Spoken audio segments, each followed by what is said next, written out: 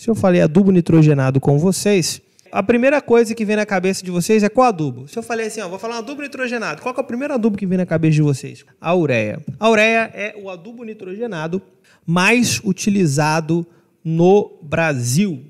Por que ele é mais utilizado? Por vários motivos. Ele vai ser o adubo mais barato por unidade de nitrogênio. Ah, não, Daniel, a ureia está caro. Não, filho, eu sei que está caro, criatura de Deus. Mas deixa eu te explicar. Por unidade de nitrogênio, ela acaba sendo mais em conta, né? A ureia, normalmente, ela vai ter, sei lá, de 44% a 46% de nitrogênio. Acho que é isso, né? 44% a 46% de nitrogênio. Isso quer dizer que a cada 100 quilos, eu estou colocando 100 quilos de ureia, eu estou colocando 44, 45 quilos de nitrogênio. Então, é o adubo nitrogenado mais utilizado no Brasil, com 44% a 46% de nitrogênio. Por que ele acaba sendo um pouquinho mais barato? Porque na formação da ureia, na hora de produzir a ureia, não tem utilização de ácidos. Então, ele acaba se tornando um pouco mais em conta. Então, ele acaba sendo o mais utilizado. Quais os benefícios? Vou falar 3 benefícios aqui. Ele vai ser mais barato. Outro ponto importante da ureia, rápida liberação. Rápida liberação. Por que ela tem uma rápida liberação? Por conta da hidrólise que acontece lá dentro. Talvez quem não tem um conhecimento técnico um pouco mais avançado não sabe, mas sim, ela é a liberação dela é mais rápida, né? Por conta da urease e tal. Inclusive, eu listo como um ponto positivo, né? Que ela vai ter uma rápida liberação. Só que estrategicamente pode ser que nem sempre seja interessante que ela seja liberada de forma rápida. Né? Por quê? Por conta daquele ciclo que eu falei para vocês. Mas, às vezes, se eu estou precisando de disponibilizar nitrogênio de forma mais rápida, ali, que está ali no período de produção, atrasei, a ureia ela acaba sendo interessante. Inclusive, para quem quer travar isso, hoje o pessoal tem até lá aquela com o inibidor de urease, né? Como a gente chama. Outro ponto importante, outro ponto positivo, alta solubilidade. Alta solubilidade. Então, 3 pontos positivos. Ele é mais barato por conta da quantidade se eu for falar em unidade de nitrogênio, ela tem uma liberação mais rápida e ela tem uma solubilidade alta. Então, ela é altamente solúvel. Agora, pontos negativos, vou colocar o menusinho. Volatilização. Isso aqui é um ponto que a gente tem que levar em consideração. Por quê? O que é a volatilização? É a perda de amônia. Ela é um adubo amoniacal, né? Ela não é um adubo nítrico.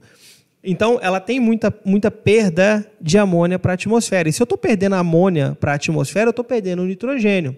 Então, a gente tem que ter muito mais cuidado na utilização de ureia, de adubos amoniacais de forma geral. E na ureia não é diferente. Né? Então, eu posso ter muitas perdas de nitrogênio para a atmosfera. Isso vai acontecer principalmente em ambientes mais secos. Por exemplo, se eu apliquei a ureia hoje no solo, a ureia, para que eu possa fazer a aplicação dela de forma correta, eu tenho que manter o solo úmido. Se eu quiser que eu tenha um bom aproveitamento da ureia, eu preciso manter o solo úmido. O interessante é que não seja feito lá num horário muito quente, um sol muito forte. Se eu aplicar a ureia hoje, presta atenção nisso daqui. Isso aqui é um dado importante, cientificamente comprovado. Se eu aplicar a ureia hoje no solo, e aí vai depender do seu tipo de solo, lógico, às vezes está sem cobertura e tal, e eu tive lá, sei lá, 1 semana, 3, 4, 5 dias de seca geral, eu posso perder até 50% do meu nitrogênio que eu estou aplicando. Então, ela acaba sendo mais barata por unidade de nitrogênio, mas se eu aplicar ela de forma incorreta, eu estou perdendo por volatilização. Então, acaba sendo um ponto negativo. Outro ponto negativo, presença de biureto. Hoje cada vez menos biureto, mas o biureto, ele é um contaminante. Que muita ureia vai ter. Até 1,5% de biureto, ele não é prejudicial. Passou de 1,5%, vou colocar aqui, acima de 1,5%, ele pode ser prejudicial. Principalmente quem tema ainda de fazer uma aplicação foliar, por exemplo, é mais prejudicial. Hoje a gente tem cada vez menos utilização de biureto, né? Presença de biureto em quantidades que excedam isso daqui no Brasil. Mas você tem que ficar esperto. Você vai comprar ureia, verifica lá se tem biureto. E é lógico, não poderia voltar a falar a amônia, né? A própria amônia. Pô, Daniel, mas a amônia não é o que tem o nitrogênio lá? Ela vai ter o nitrogênio. Só que, quando você aplica a ureia no solo, você pode ter uma liberação de amônia excessiva, que ela pode ser prejudicial para a planta. Às vezes você está colocando uma muda nova ali no solo, acabou aplicando ureia e muito próximo da planta, aquilo houve uma liberação de amônia e a amônia se tornou tóxica para as plantas. Então isso daqui pode ser um ponto negativo, ok? Um breve resumo da ureia é isso daqui, 44, 43, 45, 46% de nitrogênio, adubo nitrogenado mais utilizado no Brasil. Ureia, vou colocar aqui como número 1, ok? Número 1 aqui no Brasil. Segundo adubo mais utilizado no Brasil, nitrato de amônio, tá? Segundo mais utilizado no Brasil. Esse adubo aqui, 30% de nitrogênio mais ou menos, vai encontrar aproximadamente essa formulação aqui, de 30% a 30% de nitrogênio. O que chama atenção nesse adubo é que metade dele está na forma amoniacal e metade dele está na forma nítrica. E vejam, lembram, na forma nítrica não vai haver esse processo de volatilização. Não é que não vai haver, existe uma situação em que isso daqui pode acontecer. Eu vou falar para vocês. Mas a gente se protege da volatilização em tempo seco. Né? Por exemplo, vou aplicar ele via solo e às vezes eu não conseguir manter ele tão úmido, eu não vou ter perdas por volatilização. Então, comparado com o nitrogênio, acaba sendo interessante. Agora, o preço dele tende a ser maior. O nitrato de amônio, aqui no Brasil, ele é utilizado porque a nossa fiscalização é pesada em cima do nitrato de amônio, mas existem muitos países em que é proibido. Por exemplo, se eu não me engano, tá, pessoal? Eu não lembro essa informação de cabeça agora, mas nos Estados Unidos eu acho que é proibido o nitrato de amônio. Por quê? Porque é utilizado na fabricação de explosivos. Então, esses países em que eles acabam tendo ali um risco de explosões, de atentados terroristas, eles tendem a proibir. Mas, Daniel, você falou que o nitrato de amônio ele não vai ter essa volatilização igual na ureia.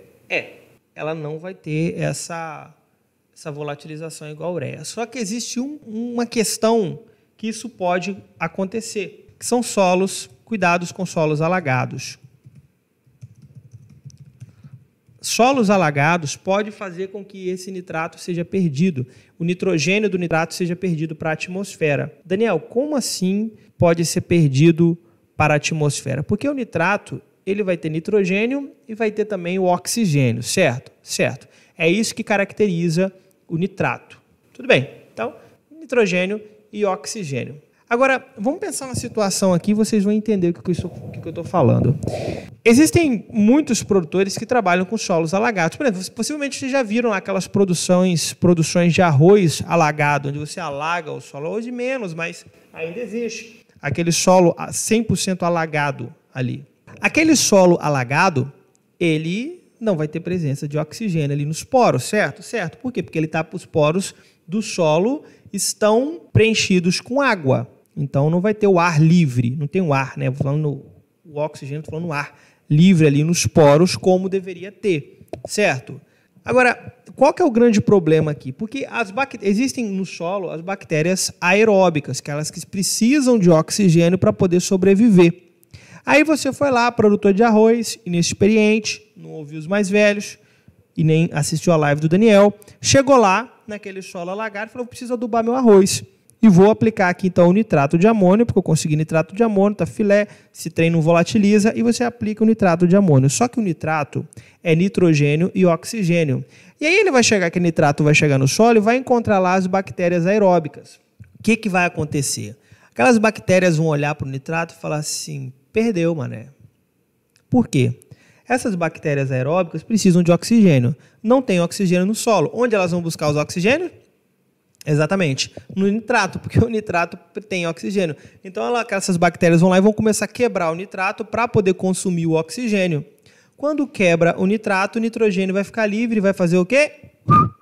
Ele se transforma num óxido e vai para a atmosfera. Então, em ambientes alagados, o nitrato não deve ser utilizado. Então, o nitrato de amônio é um adubo massa, mais caro. Como ele está na sua forma nítrica, parte dele na sua forma nítrica, acaba sendo muito interessante, porém, em ambientes alagados, é um problema. Terceiro adubo nitrogenado mais utilizado no Brasil é o sulfato de amônio, também utilizado. Só que o que acontece? O sulfato de amônio ele já começa a ficar um pouco longe da realidade que a gente precisa. Por quê? Ele vai ter de 20% de nitrogênio, 22%, 21%, por aí.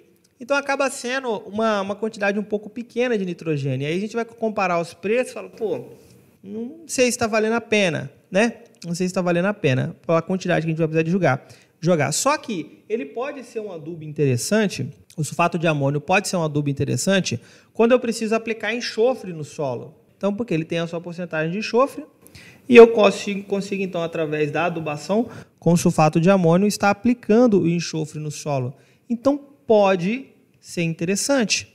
Pode ser interessante, né? Eu gosto de ceder enxofre na gessagem, quando o solo precisa de gesso. Quando o solo não precisa de gesso, eu faço na adubação de plantio, através do superfosfato simples. Mas quando não é possível fazer a gessagem, quando não faço adubação com superfosfato simples, aí então vale a pena você estar intercalando os adubos. Por exemplo, eu usei um pouco de ureia, na próxima vou usar um pouco de sulfato de amônio, por exemplo, e vou disponibilizar um pouco de enxofre. E aí depois nós temos alguns tipos de nitratos, muito pouco utilizado. Quem são os nitratos? Que a gente tem nitrato de sódio, nitrato de cálcio, nitrato de potássio. Só que esses nitratos aqui, agora volta para os nitratos, nitrato de sódio, nitrato de cálcio, nitrato de potássio, eles têm uma porcentagem muito pequena de nitrogênio, sei lá, 16, 14, 15% de nitrogênio. Acaba não sendo tão interessante assim. É possível utilizar, mas acaba não sendo interessante. Outro tipo de adubos nitrogenados, os nitrofosfatos. Também tem nitrogênio, 10, 15% de nitrogênio, que é quem? O MAP e o DAP, fosfato monoamônico e fosfato diamônico. Só que eu não vou falar do MAP e do DAP nessa aula de hoje, por quê? Porque a nossa próxima aula vai ser sobre, eu acho que fósforo, né? Se não for potássio, é fósforo. Aí eu vou falar especificamente sobre eles, ok? Esses aqui são os principais adubos nitrogenados no Brasil.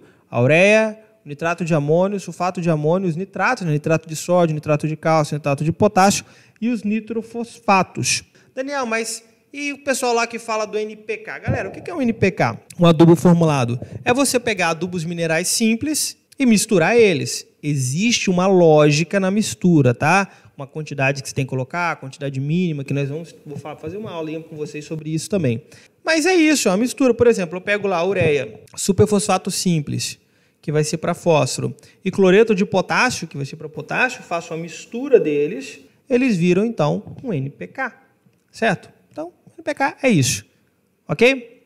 Então, esses aqui são os principais adubos nitrogenados que a gente utiliza aqui no Brasil, beleza?